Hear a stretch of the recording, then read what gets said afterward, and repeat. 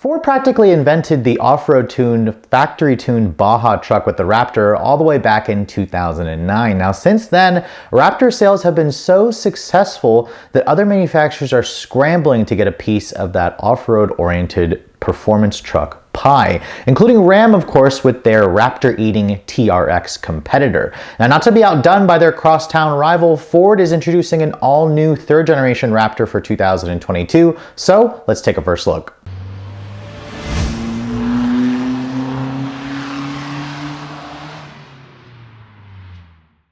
So what started out as an experimental truck for Ford about a decade ago quickly became a very important seller for the company, and Ford claims the Raptor outsells the entire Porsche lineup in North America, and it also outsold the Chevrolet Corvette in terms of just production volume. This is a very hot truck, and the Raptors have always gone for MSRP or above if you guys are actually looking to pick one up. Now with this all-new third-generation Raptor, Ford is basically trying to raise the bar, especially after FCA started eating their lunch with the Ram TRX that was introduced last year. Now, for those of you who are wondering, where is the high-powered V8 Raptor coming?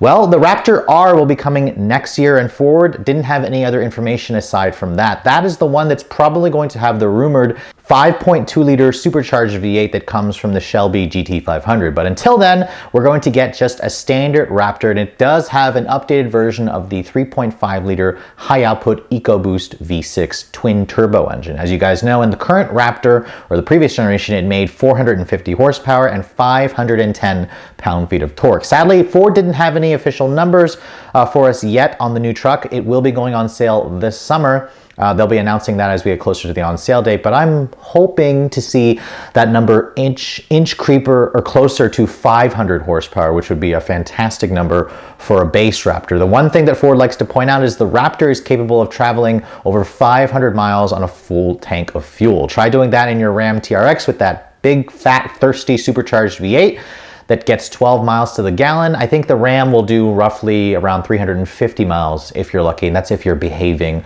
with your right foot. Now let's talk about the Raptor's new design, because the Raptor has always been basically just an F-150, but just with the dial cranked up to 11 or 12. As you can see, this new truck is now based, of course, off of the all-new generation F-150 that was introduced last year. You're going to get standard full LED headlights along with a new LED daytime running light. I think the front fascia definitely has that Raptor look to it with that big, bold grille that spells out Ford. In the center of the grille, you have those signature 3 running LED lights in the center of the grille, which again accentuates just how wide the Raptor is. And you can really see that Ford kind of played it safe with the design with this current generation. I think that it looks really good, but some of you may say that the Ram TRX looks a little bit better. So I'll have to wait until I see one of these vehicles in person to really, gauge how I feel about the design of the vehicle. Now, moving around the side profile, those of you who wanted to buy a Raptor Super Cab will be quite disappointed to hear that the Raptor will only return as the Super Crew. So you can only get the 4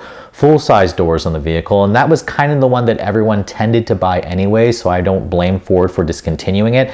And of course, you can't talk about a Raptor without mentioning its off-road credentials, and that's going to come down, of course, to the suspension. Now, Ford didn't have any official ground clearance numbers just yet. The previous generation Raptor offered 11.5 inches of ground clearance. I'm going to expect this is going to offer the same, if not more. You can now take your pick between 35-inch tall tires. They're going to be BF Goodrich all-terrain tires, or the largest tire in the segment, a 37-inch tall tire, which again should help the Raptor clear obstacles up to 13 inches in height. The standard 35-inch tire will clear up to 12 inches in height. It now has a fully redesigned 5-link rear suspension, which Ford says is the most sophisticated suspension they've put on a Raptor. It allows it to give it about 25% more wheel travel versus the first generation Raptor. Remember, that first generation Raptor really set a lot of lofty goals for a performance-oriented Baja truck. And Ford also claims that the front suspension can travel a maximum of 14 inches, while the rear suspension can travel a maximum of 15 inches. That's an inch more than what you're going to find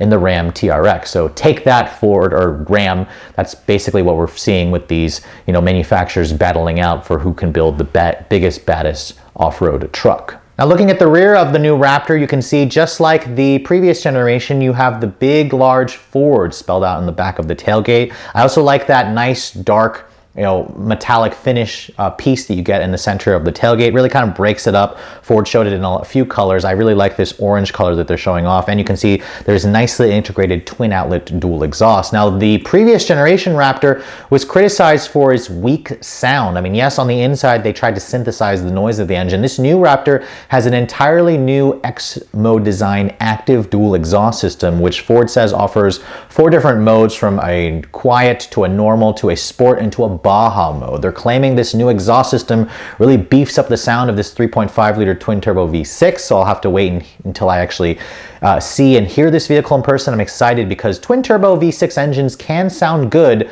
The Raptor just always had kind of a muted sound because the exhaust wasn't all that nice sounding, so this new one should definitely improve that. Underneath the bed, you'll also find a full-size matching spare. That's something that you expect in this segment when you're driving an off-road oriented vehicle. And if you guys open up the bed, Ford basically just offers one bed length, which is a 5.5 foot bed with the 4 full-size doors. And they also offer that new Pro Power system where you can get an actual generator in the bed where you can power, equipment, tools, a small refrigerator and whatnot. So that's a very nice tech feature that they carried over from the regular F-150.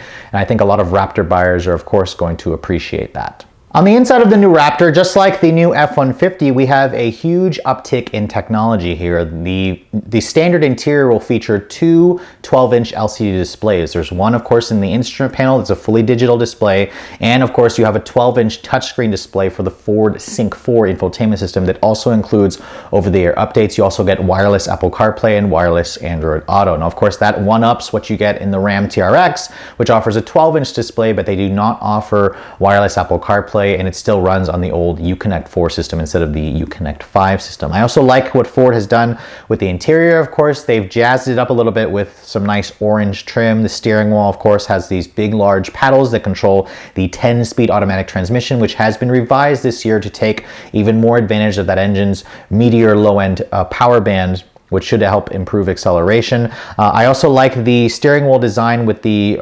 orange accented stitching and the orange trim that you'll find splashed throughout the cabin. They really only showed one interior look, interior color, which is black with the orange stitching. But in typical Ford fashion, you're going to find the latest in their driver assistance tech features, which the previous generation Raptor was a little bit harder to get with all of the driver assistance tech. Now we have basically Ford's Copilot 360 available, but you have the basic stuff like emergency braking that will be standard across the board for all Raptors.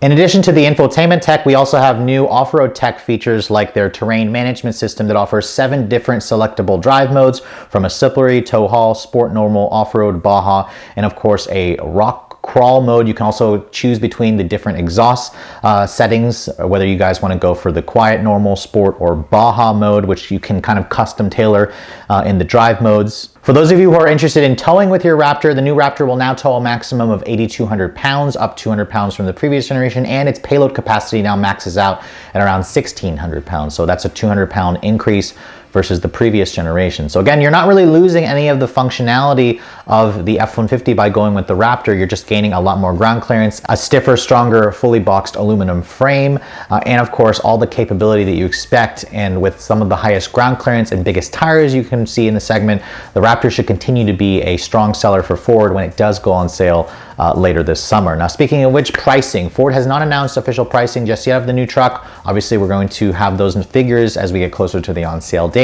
The previous generation Raptor started at around $53,000. That was for the Super Cab model. Now that they've discontinued the Super Crew, or the Super Cab, and the Super Crew is your only option, I'm imagining the new Raptor is probably going to come in around just under $60,000 for the base model. That does still undercut the price, of course, of something like the Ram TRX, which starts at 70 grand. But don't forget, there is a even higher performance Raptor R coming out, and don't be surprised to see Ford get even more expensive than its Dodge Crosstown rival, or its Ram Crosstown rival. So as we get closer to the on-sale date, Ford will have all those official figures. However, I am pretty excited to see, the off-road performance-oriented Baja truck segment heating up, especially with that Raptor R coming, and it should be a really hot addition to the Raptor lineup. And I'm really glad to see Ford offering both tunes of engines. You can get the standard 3.5 twin turbo high output engine, or you can spend a lot more and get the Supercharged V8, which should be coming out hopefully later next year. But with all that said, I hope you guys have enjoyed my first look overview on the 2022 Ford F-150 Raptor. If you're also looking to see the latest cars I'm testing, be sure to follow me on Instagram at redline_reviews, like us on Facebook, and as always guys, please keep subscribing to the Redline Reviews YouTube channel for all the latest reviews. Thank you so much for watching. I'll catch you all in the next video.